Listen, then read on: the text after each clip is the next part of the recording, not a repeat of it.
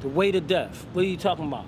The weight of death. There's two ways to look at it. W-A-I-T, the weight of death. That's what we really want to do. If you want to feel the weight of death, then you got to keep living life. But that's W-A-I-T. Now, what we're feeling now is the weight, W-E-I-G-H-T, the weight of all this death. And it's crushing us as a society. The body count increases. Families are destroyed. From one generation to the next, the weight of death is a burden. My name is Larry Krasner. It's your boy Meek Mill. This is Dr. Erica Harris. My name is Blanche Carney. Shondell Revell. My name is Dawud Bey. And this is The Weight. The weight. The weight of death.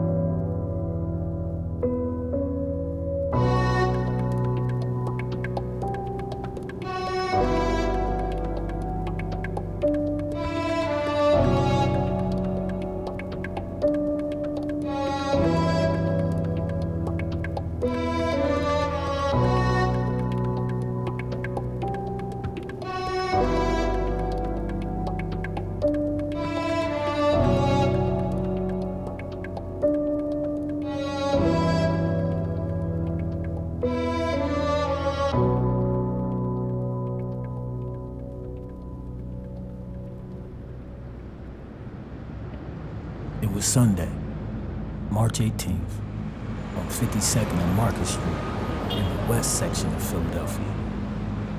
Police respond to a shooting at a nearby lounge under the city's local train station. It all happened after a fight broke out, leaving 2 shot and 1 dead. Unfortunately, that was Dominique Oglesby.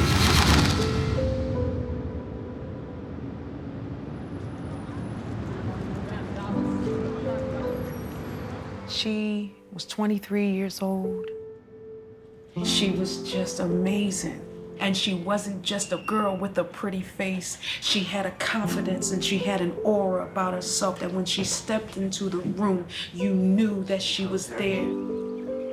Dominique attended Penn State University as a full-time student in Harrisburg, Pennsylvania. She was the oldest of 3 siblings and will be the first to graduate college. She had goals. She wanted to get her education, move away, get married, have children, and then she says, take care of me and my husband. Danielle and Fareed Oglesby gave birth to Dominique on September 20th, 1994. During that time, Dominique had complications with a respiratory illness called laryngomalacia, and told by doctors she wouldn't talk louder than a whisper.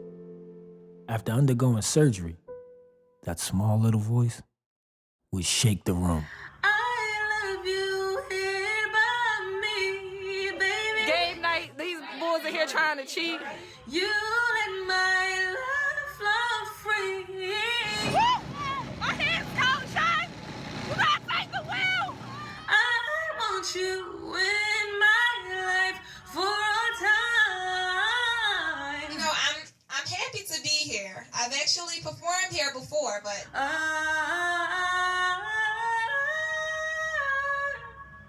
I'm caught up in the rapture of love. Singing was one of the many talents Dominique was passionate about. With such a beautiful voice and a promising career, there were no limits for this 23-year-old Penn State student. That was until March 18th. Police have identified a woman gunned down outside of a West Philly lounge as 23-year-old Dominique Oglesby. And a gunman is still on the run after a deadly shooting in West Philadelphia. The police captain here today, they're now revealing to us that what sparked the fatal shooting was a fight at a bar. She had called her family over to help her out. The family got involved. When her dad and granddad arrived, all 3 were shot and she was killed.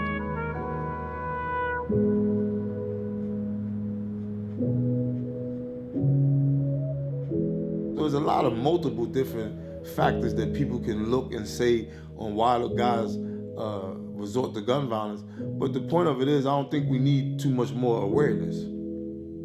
I think government has to step up to the plate. We all have to stop blaming each other. I mean, it's the easiest thing in the world for the DA to, you know, point at the police, for the police to point at the DA, for everybody to point at the city.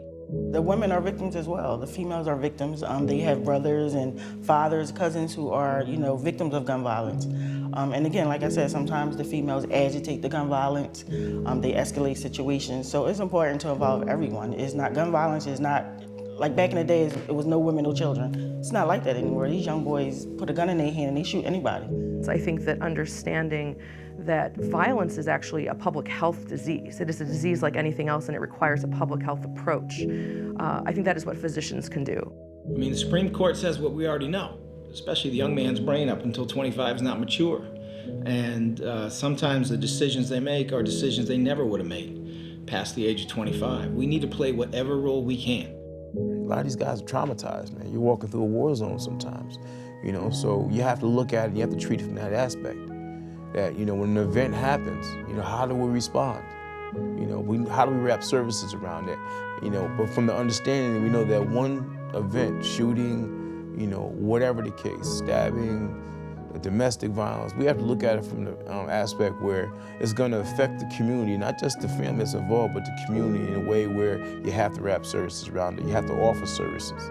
Yesterday, we had a young lady that was murdered, so we had to respond to that, you know, on the scene. So any updates, we have to, you know, give our team soon as we come in. Once we meet as a team, we give they pinpoints. The pinpoints are a captain's list of individuals who have been identified by different districts throughout the city as, like, you know, pretty much people who are, you know, on the fence, that they want us to engage with, that, you know, got a name, quote unquote, you know, in their respective neighborhoods, that we engage with throughout our night of activity. People really don't care how much you know till you show how much you care. So if you're transparent, that comes across. If you come across hostile to someone that's already hostile, that's how they gonna react.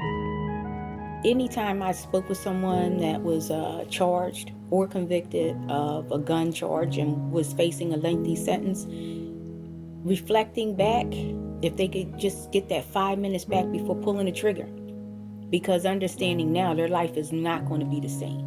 It's going to take for us to address the issue of gun violence, not just in the short term, but in the long term.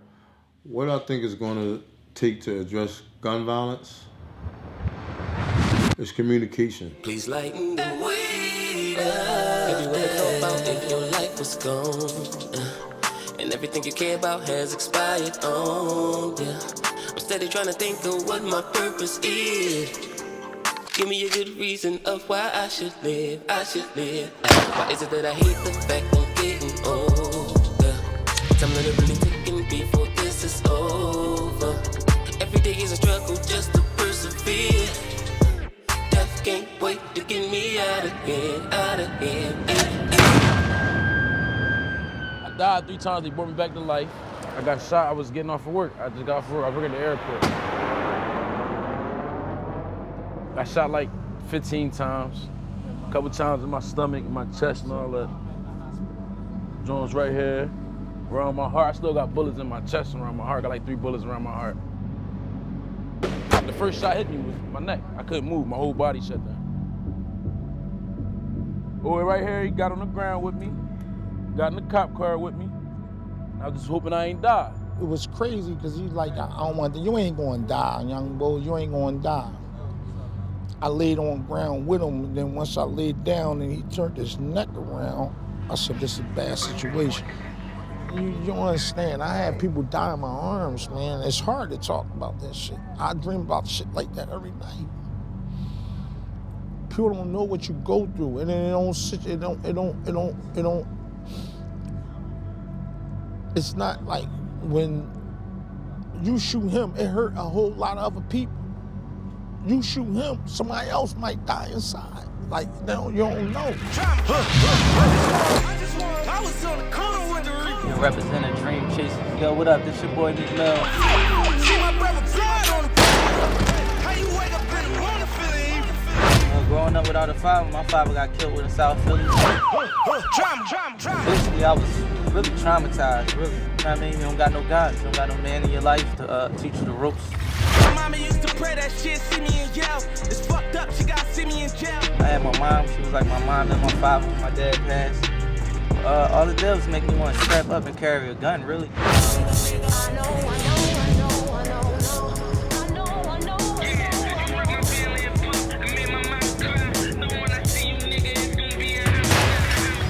I was hanging in South Philly area when my dad got killed. The main thing I always used to say was, like, I can't get killed down here. I gotta do anything possible by any means not to get killed down here because my mom gonna probably have a heart attack or something. I got killed down in South Philly the same way how my dad used to be, because we used to live in North Philly. My dad used to always go down South Philly. When I got like 16, I started always going down South Philly. With the mass majority resorting to guns as a form of protection in their respective communities, Philadelphia has been trying to figure out how to approach the root issues of gun violence and diffuse retaliation from ongoing beef. This is the streets of Philly, like this ain't no game. Nigga, kids getting killed and all that shit. Being on the wrong block, you can't play on certain blocks like growing up. Like, niggas is really getting killed out here. You know? I'm a victim of, just walking in the street, you know what I mean? I never did up to nobody, I never shot nobody, but I got shot 12 times. So I was on my phone, walking on the block, they came up on me, and they hit me 12 times. Like, I couldn't do nothing about that. I'm glad I'm here today. I survived it, you know what I mean? That day was crazy. Like, I got shot in my mouth, shot here. I lost my tongue, so a lot of my speech, things like that, got to do with my tongue being missing, my teeth. I'm still rehabbing, you know what I mean? I'm still rehabbing. I'm still every day. I'm trying to get better, you know what I mean? I got my femur was broke, so I got plates in my leg, you know what I mean? So every day it's a rehab for me, Only strong survive, so I'm trying to live a testament to that. It's just like revenge thing after that. It's like you took one of mine, I'm gonna take 10 of yours. It ain't gonna be you killed my brother, I'm gonna just let your family ride. You gotta feel the pain, the same pain I felt. You know what I'm saying? It ain't gonna just stop right there. It's gonna be an ongoing feud for decades. It ain't never gonna stop.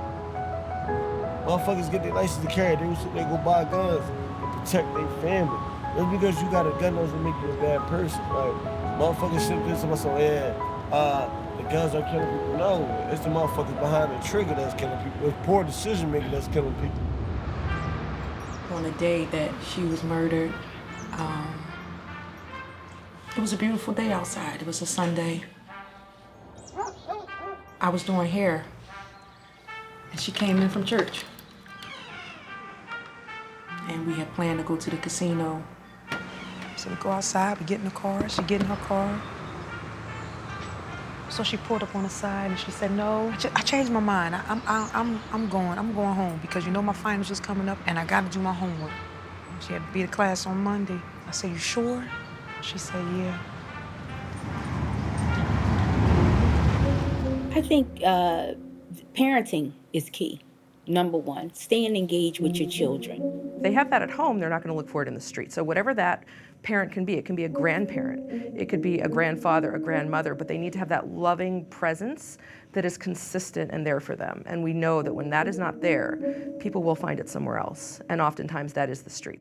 I think the sons need their dads, definitely. That's 100%. Like, guys need their fathers in their lives. And if you're a father and you're in the street, like, what are you really teaching your son? Like, I know some fathers probably keep it away from their sons, but you have some that want to pass down the family torch. Like, my son gonna do what I did. Parents need help. It's just the bottom line. You know what I'm saying? They need help. Yeah, they play a major part, but it's so many different cycles that needed the help, that didn't get the help, that needed the help, that didn't get the help. Now it's down to this girl here. You understand? And you expect her to know? She don't know. He don't know. He did. I think just staying in tune with our children and having those conversations. Not a one-shot deal, but saying, hey, what happened at school today? What happens if you come across a gun? What do you do? Don't pick it up. Tell someone.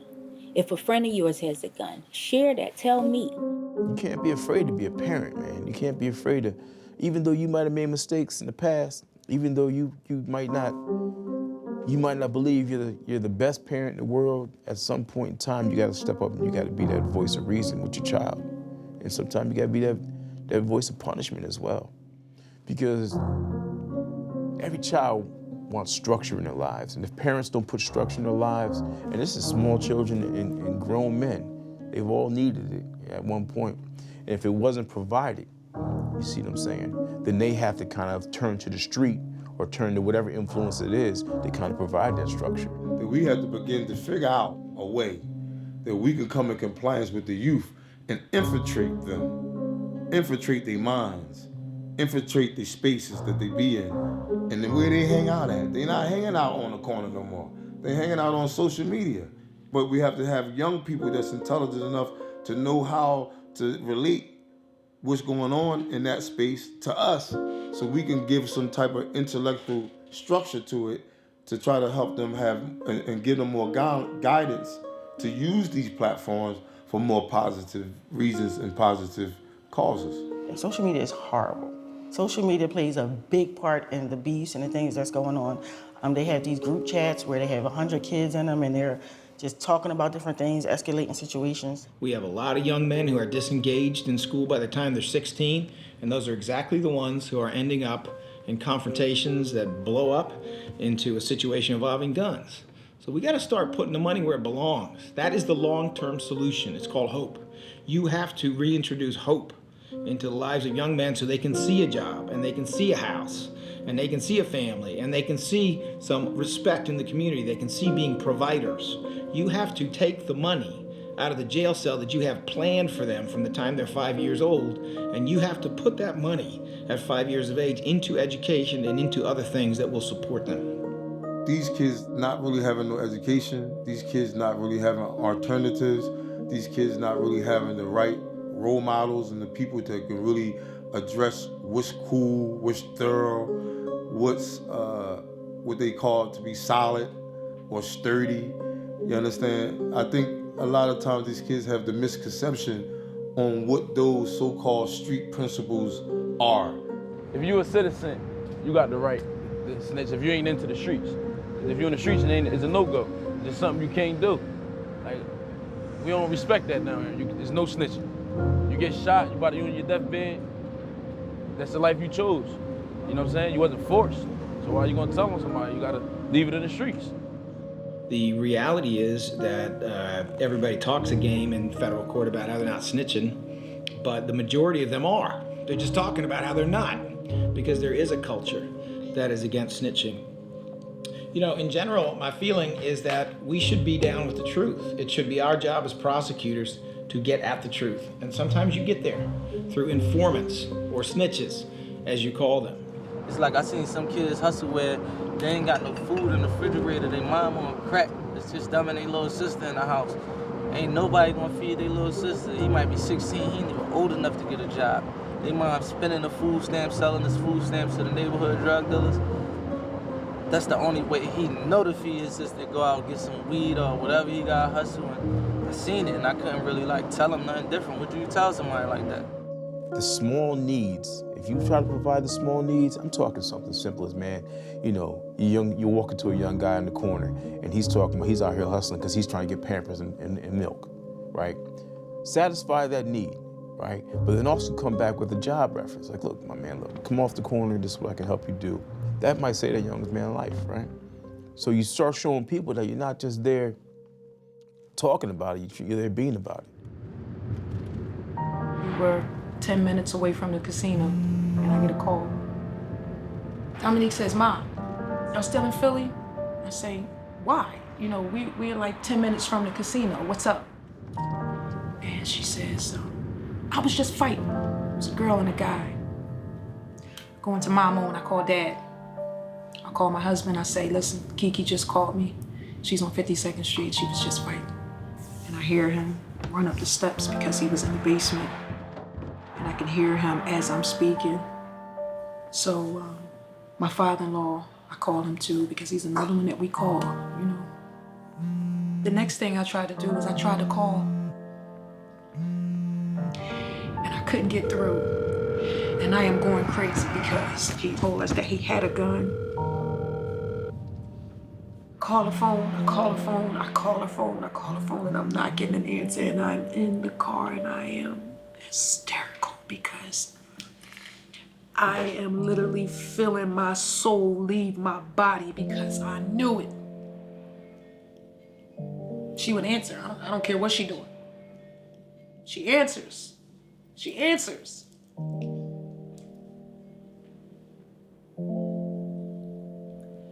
I call her again, I call her again, I call her again, I call her, and I get an answer on her phone, and it's a man. Hey, Taylor, this man is telling me that my daughter is dead. He's on the phone and he's telling me this is not a joke. This is not a joke. Your daughter has been shot. There has been a shooting out here and there are multiple people down and it don't look good. And I just hung up the phone. I called my husband. I didn't get an answer. I kept calling him.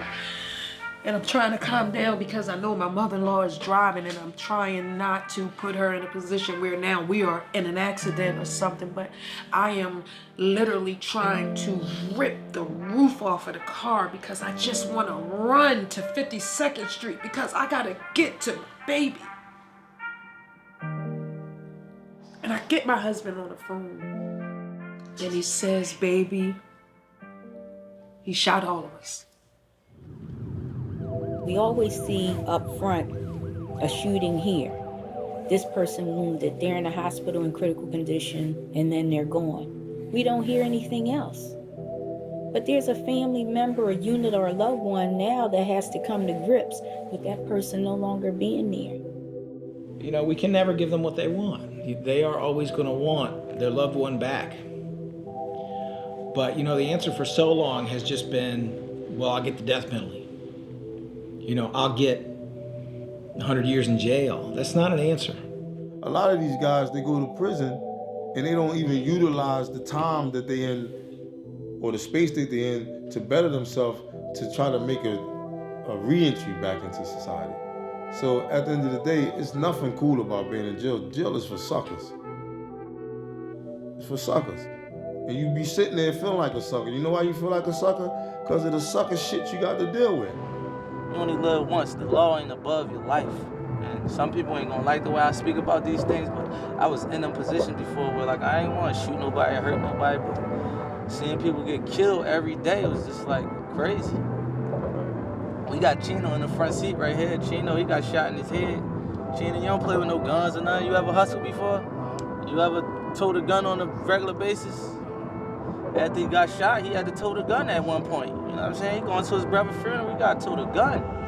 We know that people who go on after injury or because of traumatic experiences to develop acute stress disorder, post-traumatic stress symptoms, those people often feel unsafe. They have, you know, they have re-experiencing symptoms.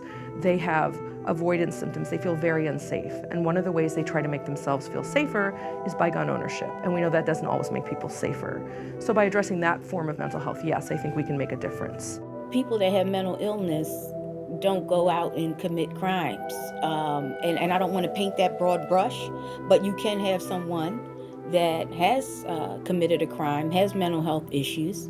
So I don't want to just specifically say people that are involved in gun violence have mental health issues, because oftentimes that may not be the case. So you really want to look at the individual holistically, make an assessment, and not make a generalization and try to connect the two.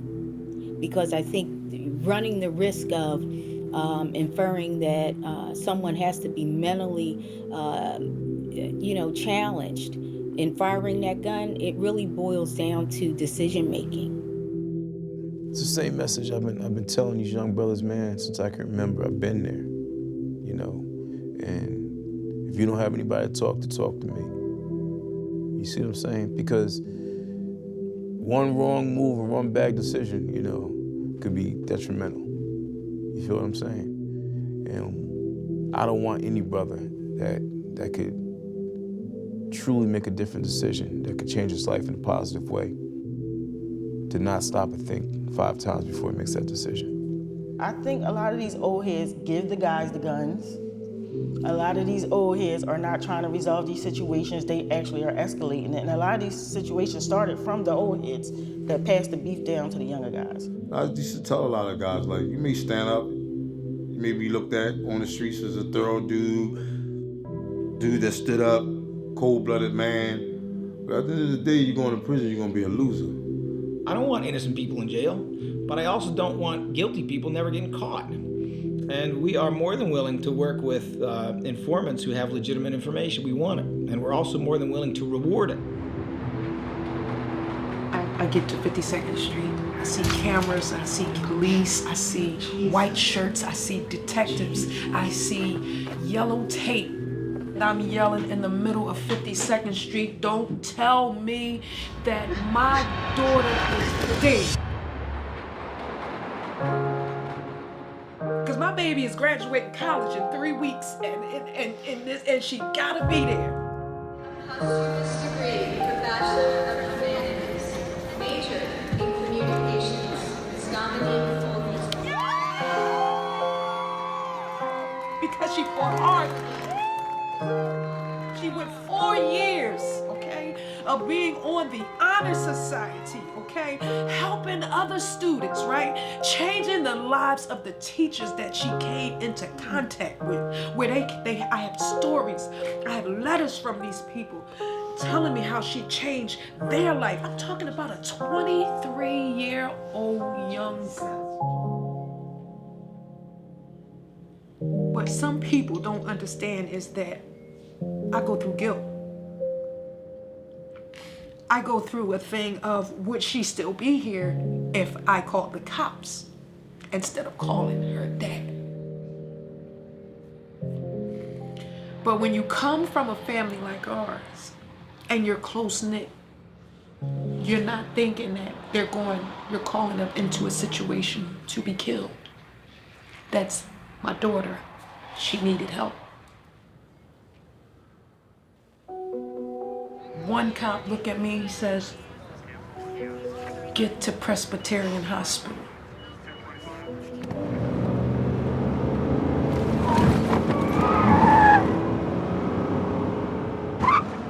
Doctor come in and they tell us, your husband had been shot twice. He's in the bag and he's okay. Your father-in-law has been shot. He's going into surgery. Dominique was shot twice. And not to go into detail of what they said, but they said there was nothing else that we could do.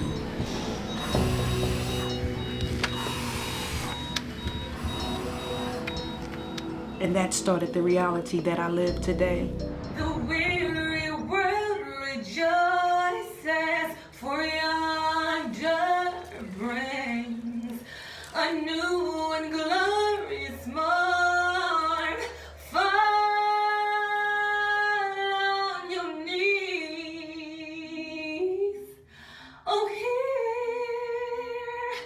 the angels' voices. Oh, night divine. Oh, night when Christ was born. Oh, night divine.